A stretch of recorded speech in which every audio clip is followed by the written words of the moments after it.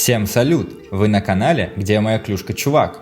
И сегодня мы хотим представить вам список команд, на которых были возложены некоторые надежды, но на момент начала декабря они совсем не оправдались. Итак, поехали! Но перед этим не забудьте подписаться на канал, поставить лайк и нажать на колокольчик. Для нас это очень важно. Спасибо! Начнем мы с двух команд, которые по нашим прогнозам и мнению экспертов должны были входить как минимум в топ-5 в своих конференциях, но на момент записи ролика 30 ноября болтаются внизу таблицы. Первая из них – это Эдмонтон, возможно, самая куражная команда в Национальной хоккейной лиге, но с такими выдающимися игроками, как Конор Макдэвид и Леон Драйзайтель, это и не удивительно, ведь они одни из лучших в лиге по созданию и реализации моментов.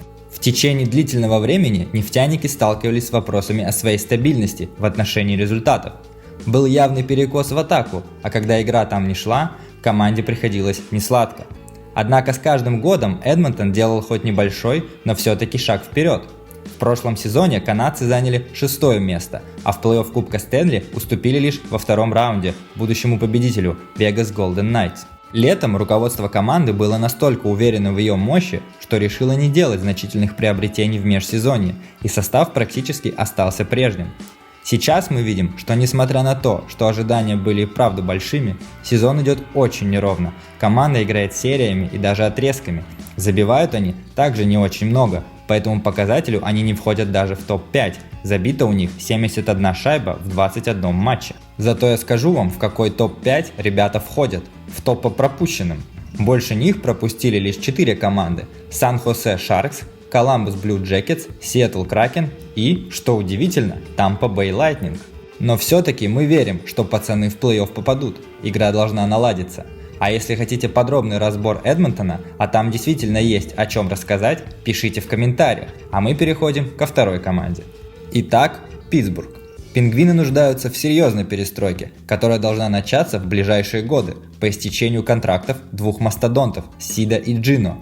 Раздутая платежная ведомость мешает оживить команду. Малыш Сид получает далеко не детские деньги, почти 9 миллионов долларов, а Малкин 6 миллионов долларов. Но все же ожидания сильно разнятся с происходящим сейчас в турнирной таблице, где Питтсбург занимает лишь 14 место. Пингвины забивают откровенно мало, за 21 матч смогли осилить отметку лишь в 65 шайб. При такой дорогостоящей линии атаки пенсильванцы не выдают должной результативности.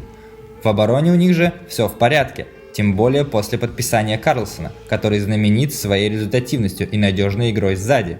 А голкипер Джарри играет на стабильно высоком уровне при проценте сейвов 91,6. Следующая на очереди Нью-Джерси Девилс, та команда, от которой мы не ждали лидирующей позиции, но были уверены, что дьяволы будут идти в зоне плей-офф. У команды есть тренер с мировым именем и крепкий молодой состав, как в атаке, так и в обороне. У Нью-Джерси два крепких звена, которые способны приносить результат.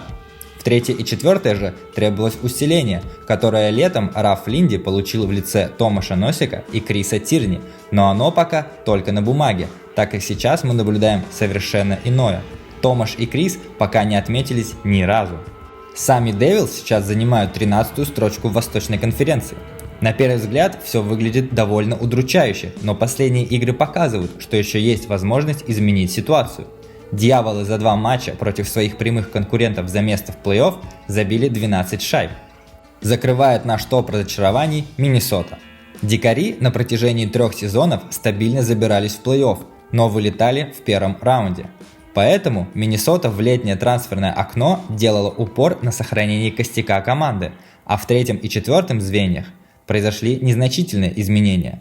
Руководство команды понадеялось на работающую в прошлом стратегию, но на старте сезона выбранная тактика себя не оправдала. Сегодня мы видим следующую картину. Миннесота вместо борьбы с Далласом и Сент-Луисом за место в плей-офф пытается не оказаться ниже Чикаго и Сан-Хосе. Разница забитых и пропущенных шайб у дикарей составляет минус 18, как и привычные для них показатели термометра зимой. В последних 8 матчах у Миннесоты 7 поражений. Что ж, таким получился наш список главных разочарований. Как вам? Пишите свои версии в комментарии, кто, по вашему мнению, заслужил место в этом топе. Не забывайте про лайки и подписки, это очень важно для продвижения канала. Всем до скорого и больше хоккея!